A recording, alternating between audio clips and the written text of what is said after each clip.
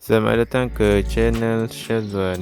Nama saya Syazwan dan kepada viewer yang baru datang, boleh subscribe, like and share. Button subscribe di bawah. Okey, di sini saya nak tunjukkan cara-cara untuk meletakkan title ataupun add title dalam software DaVinci Resolve. Mula-mula mestilah anda buka dulu DaVinci Resolve. Dia akan ada surface seperti ini. Pilih di atas ujung sebelah kiri ada button effect. Tekan button tu, dia akan keluar macam ni. Di sebelah kiri tu pula ada banyak-banyak button di situ. Tekan tombol toolbox dan dia akan keluar satu senarai di bawah. Pilih titles. Dan ni semua jenis title yang anda boleh gunakan, yang telah disediakan dan free.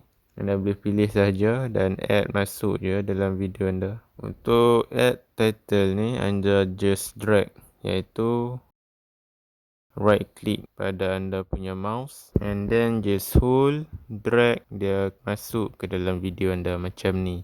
Edit title tersebut di button hujung sebelah kanan belah atas inspector. Anda boleh tekan tombol tu dan anda nampak semua setting yang ada.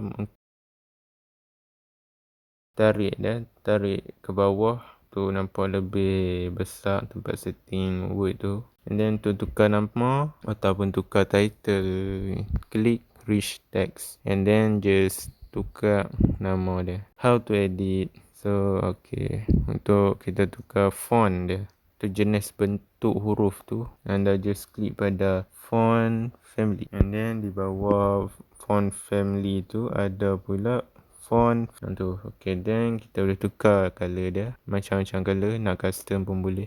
Size, kita juga boleh tukar size dia, nak besar, nak kecil, nak sederhana, kecil halus. Menjarakkan antara huruf tu, huruf ke huruf tu kita boleh jarakkan, iaitu dengan tracking. Untuk line spacing ni dia hanya untuk naik turun mungkin. And then font style, font case saya tak tahu apa font case ni untuk apa. Alignment macam kita tahu, alignment boleh ke tengah, ke kiri, ke kanan. And then position ni untuk kita nampak ubah tempat dia, kedudukan font tu. Mungkin kita nak letak dia di bawah, tak mau lindung kita punya content video tu, nak letak tengah ke kiri kanan, kita boleh setting dia.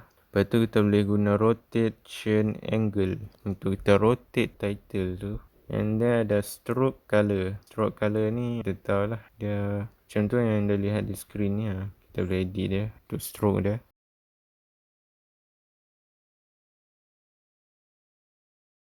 Untuk shadow pun kita boleh edit shadow title ni. Kita boleh edit shadow title ni ikut kemahuan. Nak blur ke, nak dia ke kanan ke kiri ke shadow ni kan. Color pun kita boleh tukar. Shadow, blur, opacity dia kita boleh tukar.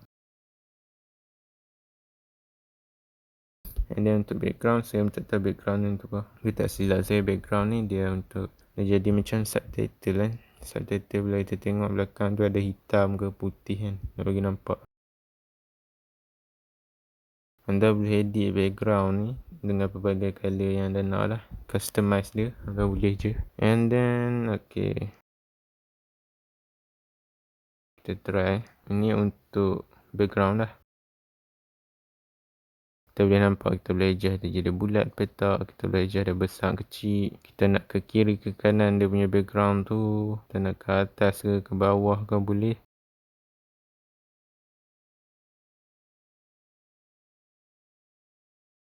Dan kita nak bagi dia terang ataupun tak pun boleh dengan opacity. Okay, terima kasih semua viewer. Dan sila follow and subscribe. Klik the notification bell untuk anda lihat lebih banyak lagi video yang akan datang.